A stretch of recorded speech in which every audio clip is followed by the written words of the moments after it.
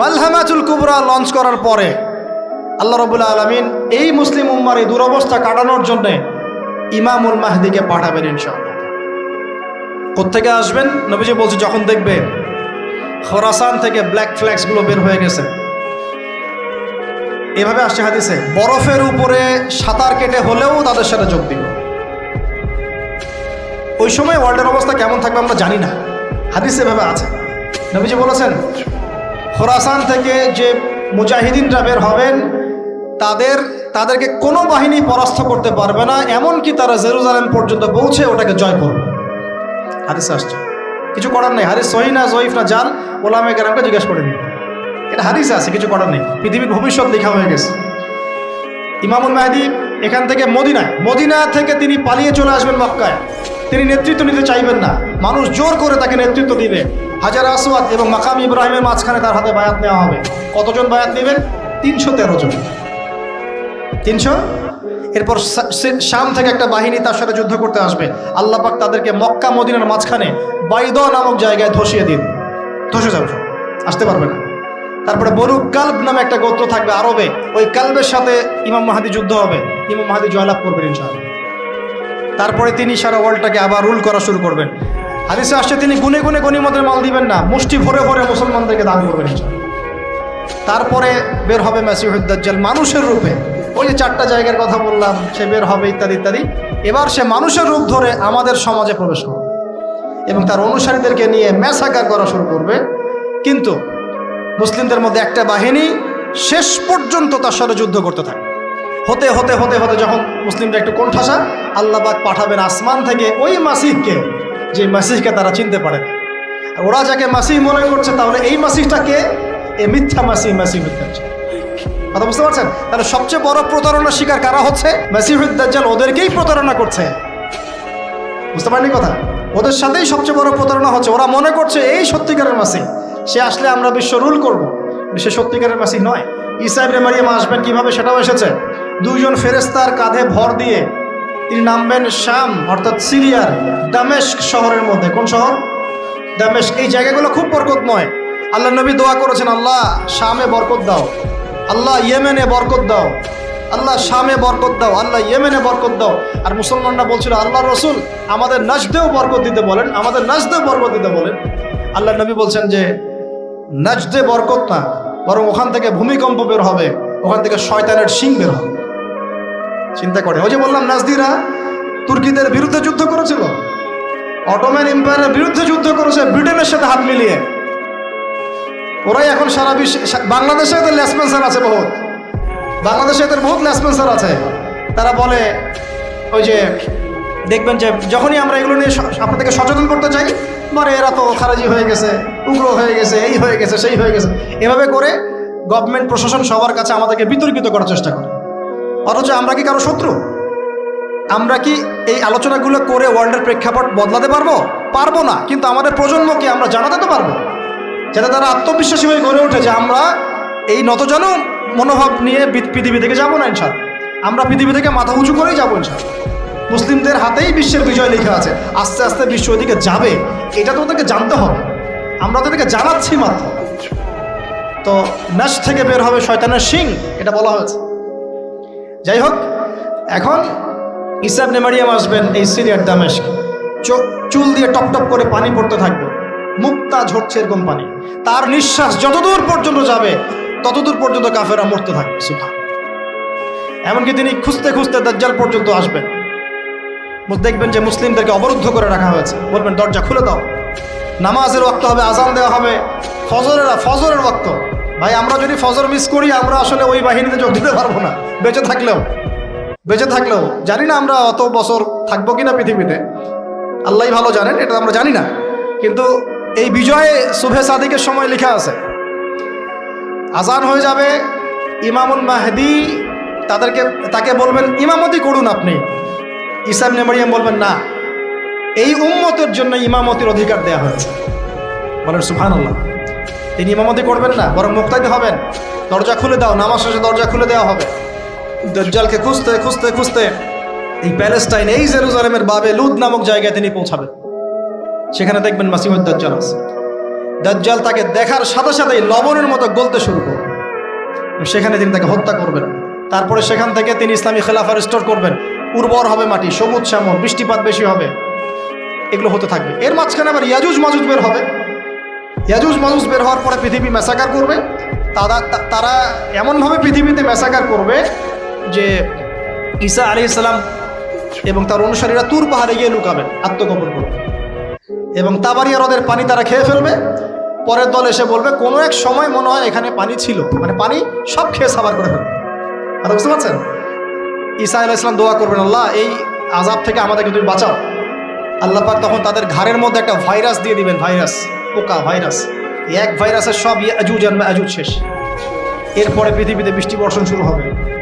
আল্লাহ পাক কোথা থেকে জানি পাখি পাঠাবেন, যে আবাবিল পাখি পাঠিয়েছিলেন না, এরকম কোথা থেকে পাখি পাঠাবেন বড় বড় নখওয়ালা। এরা ওদের দেহগুলো উঠাবে, মহাবিশ্বের কোথাও গিয়ে ফেলে দিবে, জানি না আমরা কোথায় ফেলবো। এগুলো রূপকথা মনে হচ্ছে না অনেকের কাছে? এগুলো সত্য, হাদিসে আসছে, একটা শব্দ সত্য।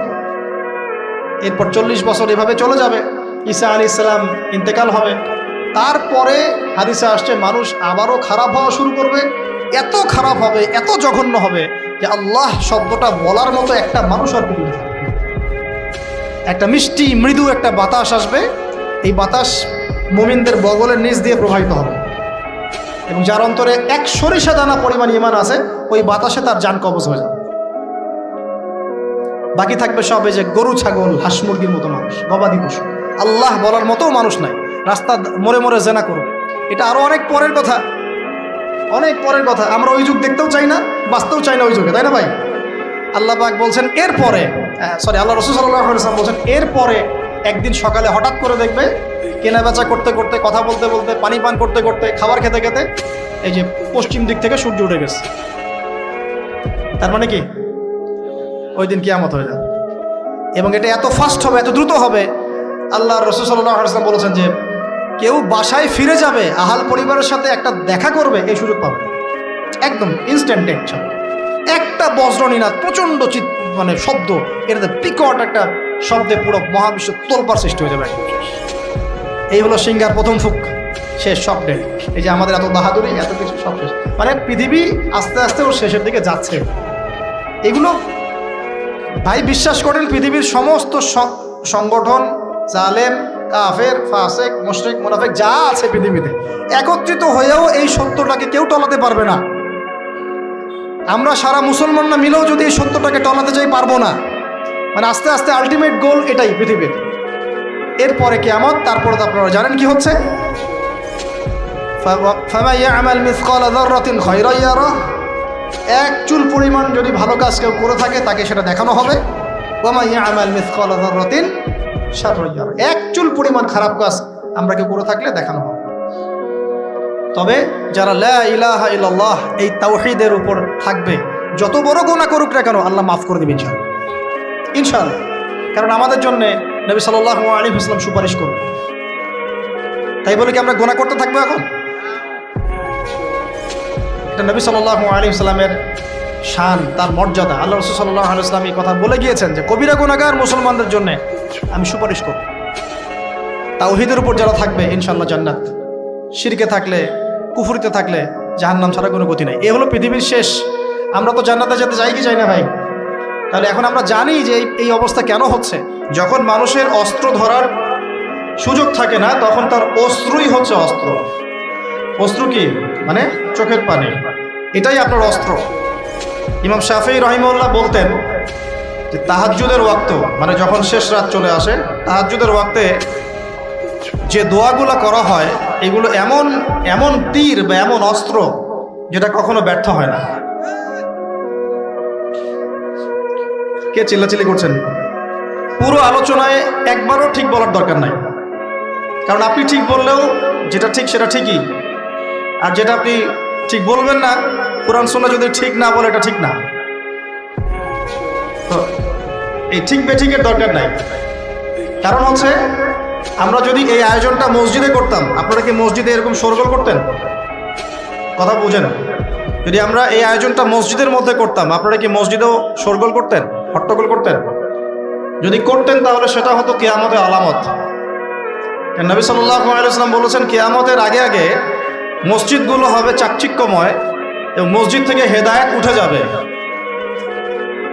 মসজিদ থেকে হেদায়েত উঠে যাবে। এমন হাদিস এসেছে যে মানুষ জামাতে নামাজ পড়বে কিন্তু মুসল্লিদের মাঝে একজন প্রকৃত ইমানদার খুঁজে পাওয়া যাবে না।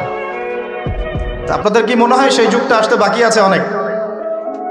তো মসজিদে যদি শোরগোল হট্টগোল করা হয়, এটা হচ্ছে একটা কিয়ামতের সাইন যে কিয়ামতের আগে আগে মসজিদের শোরগোল হট্টগোল বেড়ে যাবে। আপনারা কি এটা চান?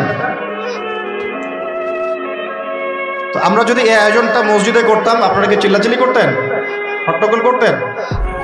মনে করেন এখন আমরা একটা মাঠেই বসে আছি, কিন্তু এই মাঠে কোরআন এবং সুন্নাহর কথা হচ্ছে, আমরা কি হট্টগোল করব, শোরগোল করব? আল্লাহ পাক আমাদের সবাইকে কোরআন এবং হাদিসের সামনে আত্মসমর্পণ করার তৌফিক দান। আজকে 5 ওয়াক্ত নামাজ কারা কারা পড়েছেন? হাত তোলেন দেখি। মাশাআল্লাহ, হাত নামান। আজকে সারাদিনে সূরা কাহাফ পড়েছেন কতজন? ঠিক আছে, অনেস্টির সাথেই বলেন। মাশাআল্লাহ। জুমার দিনে সূরা কাহাফ তিলাওয়াত করতে হয়, এটা কি আপনাদেরকে কেউ বলেছে না বলে নাই? এটা কি জানা আছে না জানা নাই? জানা আছে? আচ্ছা, কেন প্রত্যেক জুমায় সূরা কাহাফ তিলাওয়াত করতে হবে? কেন? নবী সাল্লাল্লাহু আলাইহি ওয়াসাল্লাম বলেছেন, একটু মনোযোগের সাথে শুনতে হবে আর মনোযোগটা ধরে রাখার চেষ্টা করেন। 1 ঘন্টা 1.5 ঘন্টার ব্যাপার। আর আমি জানি এটা এমন যুগ যে যুগে মানুষ 10 মিনিট মনোযোগ ধরে রাখতে পারে না। এর কারণ কি জানেন? এর কারণ হচ্ছে স্মার্টফোন। এর কারণ কি? যে যত বেশি স্মার্টফোনে এডিক্টেড, তার মনোযোগ ধরে রাখার ক্ষমতা তত কম। আমরা এখন মনোযোগ ধরে রাখতে পারি না, এটা একটা অন্যতম কারণ। তো প্রত্যেক জুমায় নবী সাল্লাল্লাহু আলাইহি ওয়াসাল্লাম সূরাতুল কাহাফ তেলাওয়াত করতে আমাদেরকে উৎসাহিত করছেন। এর পিছনের কারণ হচ্ছে নবী সাল্লাল্লাহু আলাইহি ওয়াসাল্লাম বলেছেন, সূরাতুল কাহাফ যে ব্যক্তি জুমার দিন তেলাওয়াত করবে, এক জুমা থেকে আরেক জুমা পর্যন্ত তার যে জীবন, এই যে হায়াতটা, আল্লাহ পাক এটাকে নূর বা আলো দিয়ে ভরে দিবে। আলোর কেন দরকার হয়? আলোর দরকার হয় কেন? অন্ধকার থেকে নিজেকে বাঁচানো বা অন্ধকারে পথ দেখা, পথ খুঁজে পাওয়া, এই জন্য তো আলোর প্রয়োজন হয় নাকি? তাহলে আপনার জীবনটাকে আলো দ্বারা ভরে দেওয়া হবে। অর্থাৎ আমরা যে পৃথিবীর জীবনে বসবাস করছি, চারপাশে অনেক অন্ধকার আছে, আছে কি নাই? এই অন্ধকারগুলো কাটিয়ে উঠতে আপনাকে সূরাতুল কাহাফ কাজে দিবে ইনশাআল্লাহ। তো নূর দিয়ে ভরে দেওয়ার অর্থ হচ্ছে আপনার জীবনটাকে আল্লাহ পাক ঈমানের নূর দিয়ে ভরে দিবেন ইনশাআল্লাহ। সূরা কাহাফের গুরুত্ব আছে না?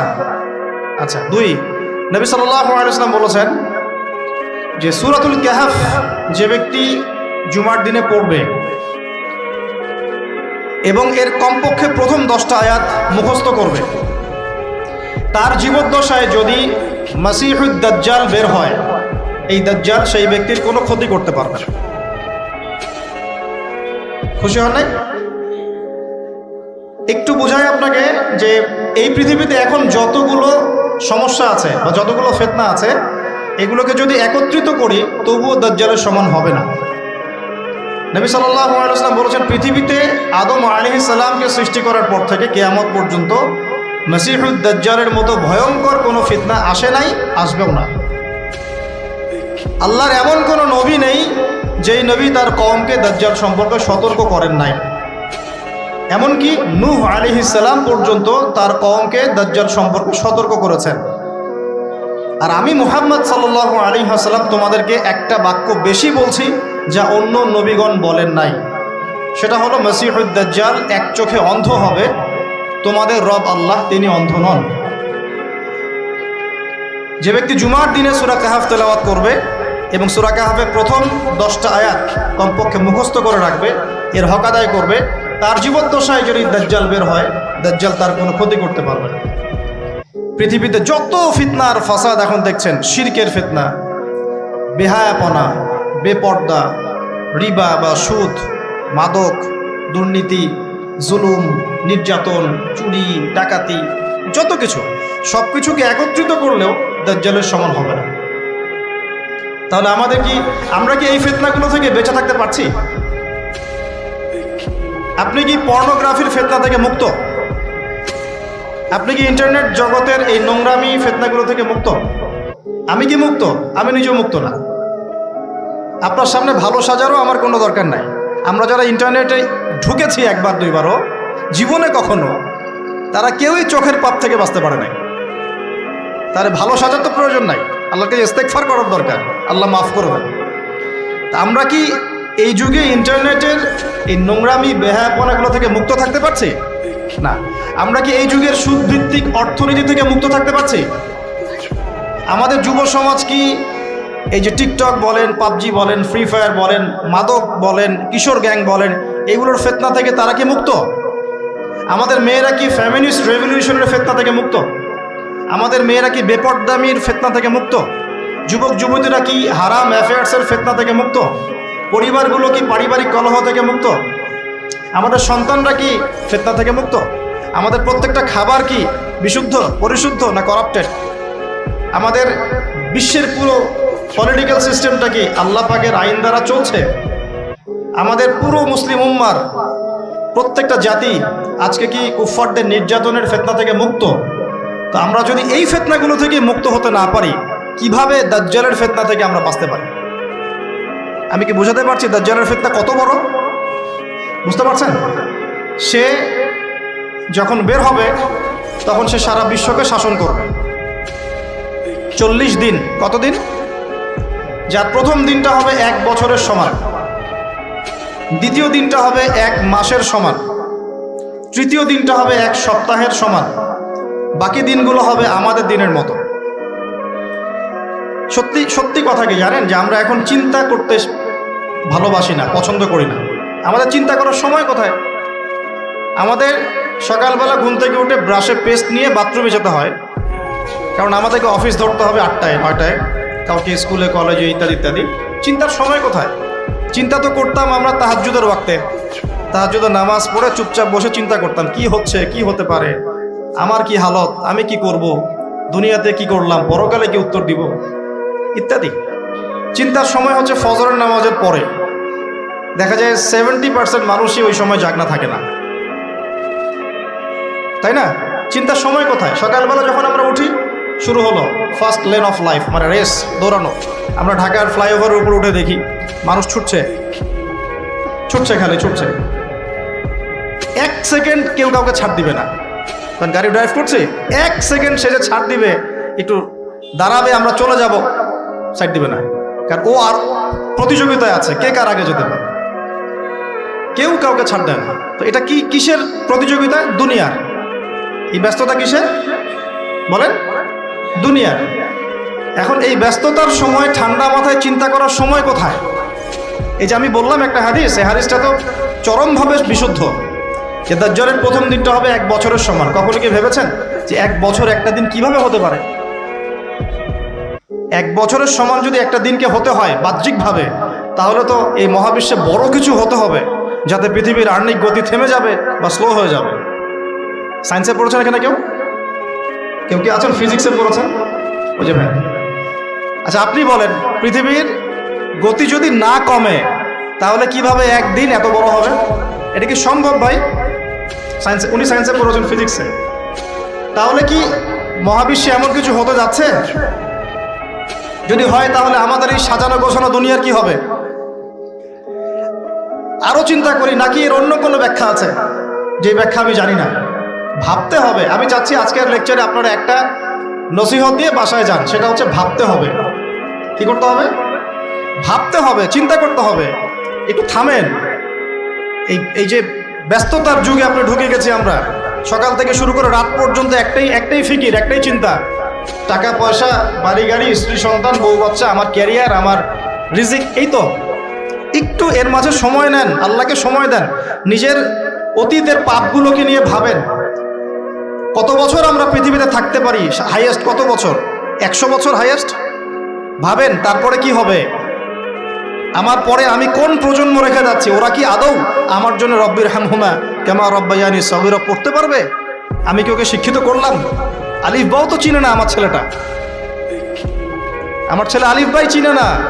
এই জেনারেশনের একটা জেনারেশন ছিল আমাদের আগের জেনারেশন, মাশাআল্লাহ। তখন কি হতো, প্রত্যেকটা গ্রামে গ্রামে, শহরে শহরে, স্কুলে কলেজে, বিভিন্ন জায়গায় বাধ্যতামূলক আপনি আরবি পড়তেন। এখন বিশ্বাস করেন তো, আপনি তো বিশ্বাস করেনই, আমি জানি। বিশ্বাস করেন কি যে আপনি এখন আরবি থেকে অনেক দূরে সরে গেছেন? আপনি এই যে পড়াশোনা করেছেন, ওই যে ভাই হাত তুললেন ফিজিক্সে, মিনিমাম 20 বছর, তা আপনি 20 বছরে 20টা সূরা শিখেছেন কি? আমরা আমাদের পরের জেনারেশনকে কোন হালতে রেখে যাচ্ছি, এগুলো কি ভাবতে হবে না, হবে না? আলী ইবনে আবি তালেবের একটা কথা বলি, তাহলে আপনি বুঝবেন। আলী ইবনে আবি তালেবের নাম কি শুনেছেন আপনি? শোনা উচিত ছিল। তারা আপনার আইডল। মেসি নেইমার আপনার আইডল নয়। মেসি নেইমার সৌদি আরবের আইডল। কিসের আইডল? আমাদের আইডল নয়। আমাদের আইডল হচ্ছে মুহাম্মদ সাল্লাল্লাহু আলাইহি ওয়াসাল্লাম, সাহাবায়ে কেরাম, তাবেঈন, ইমামগণ, মুজতাহিদ কেরাম, মুজাহিদিন। আলী ইবনে আবি তালেব বলতেন যে মানুষ যখন দুনিয়ায় চলাফেরা করে তখন মনে হয় সে ছাড়া দুনিয়াতে আর কিছুই নাই, আর সে এমনভাবে দুনিয়া থেকে চলে যায় মনে হয় সে কখনো দুনিয়ায় ছিলই না। দুটো কথা ভাবেন, ভাবতে হবে। আজকের লেসনটা কি? ভাবতে হবে। তিনি বলছেন মানুষ এমনভাবে দুনিয়ায় চলাফেরা করে মনে হয় সে ছাড়া দুনিয়াতে আর কিচ্ছু নাই। আমাদের চলাফেরা এমন না? দেখেন, প্রত্যেকটা অঙ্গনেই, পলিটিক্যাল অঙ্গন, ইকোনমিক অঙ্গন, ধর্মীয় অঙ্গন। পলিটিক্যাল অঙ্গনে একজন নেতার চলাফেরা দেখলে মনে হচ্ছে সে ছাড়া কিছুই নাই দুনিয়াতে। যারা অর্থনৈতিক জীবনে নেতৃত্ব দিচ্ছেন তাদের কাছে মনে হচ্ছে আমরা ছাড়া দুনিয়ার ইকোনমির আর মধ্যে আর কিছুই নাই। আমরা যারা ধর্মতাত্ত্বিকভাবে চলাফেরা করি মনে হয় যে এই হুজুর ছাড়া আর কিছুই নাই দুনিয়াতে। আমার চেয়ে বড় শায়খ আর কে আছে, আমার চেয়ে বড় আর আলেম আর মুফাসসির কে আছে? সমস্যা সবার ভিতরে।